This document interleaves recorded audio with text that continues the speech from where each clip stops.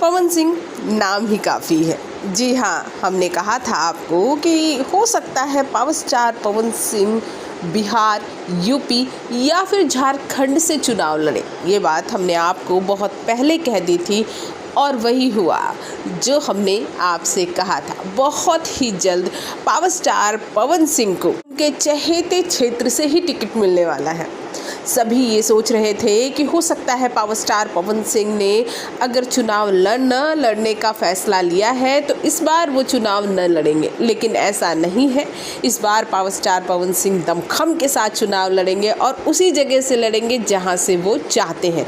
JP Nadda जो BJP अध्यक्ष हैं, पावर स्टार पवन सिंह उनसे बहुत ही सफल मुलाकात करके आए हैं और जो दूसरी लिस्ट आएगी लोकसभा चुनाव की सदस्यों की, उसमें पवन सिंह का उसी जगह से नाम होगा जहां से पवन सिंह ने जेपी नड्डा से कहा है। भोजपुरी जगत की हॉट और मसालेदार गॉसिप के लिए हमें सब्सक्राइब करना बिल्कुल न भूलें।